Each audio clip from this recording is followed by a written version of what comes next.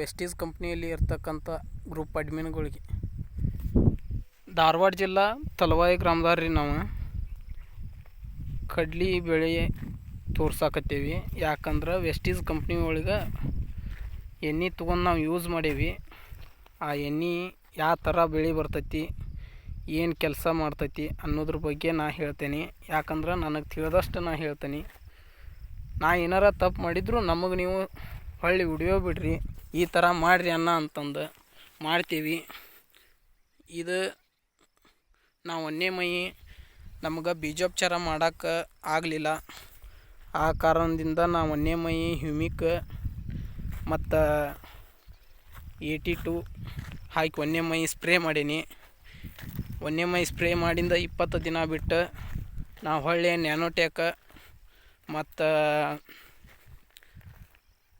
82 humic ಹಾಕಿ ಮತ್ತೊಮ್ಮೆ spray ಮಾಡೀನಿ 2ನೇ ಮೈ.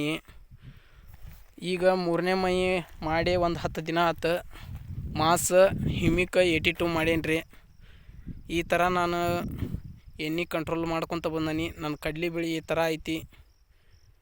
ವೆಸ್ಟೀಸ್ ಕಂಪ್ನಿಯಲ್ಲಿ ಇರುವಂಥ ನಾನು ಎಲ್ಲ ಗೆಳೆಯರಿಗೂ ನಾ ಹೇಳೋಕೆ ಇಷ್ಟಪಡ್ತೀನಿ.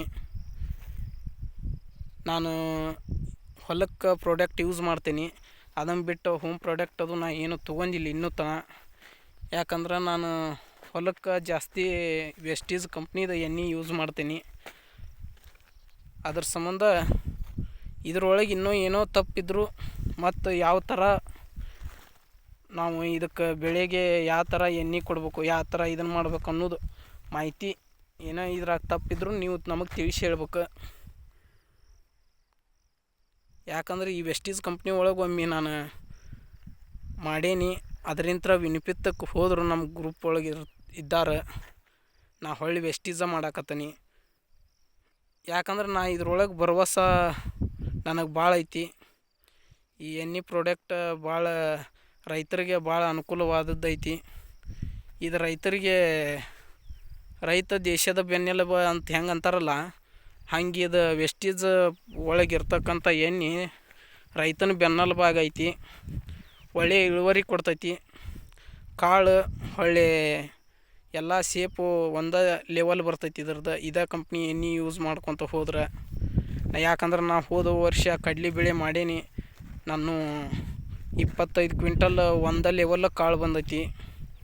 ಈ ಸಲ ನಾನು 5 ಕೂರ್ಗಿ ಕಡ್ಲಿ ಹಾಕೀನಿ. 5 ಕೂರ್ಗಿಗೂ ವೆಸ್ಟೀಸ್ ಕಂಪ್ನಿ ಎಣ್ಣೆನೇ ಯೂಸ್ ಮಾಡೀನಿ. ಆ ಕಾರಣದಿಂದ ನೀವು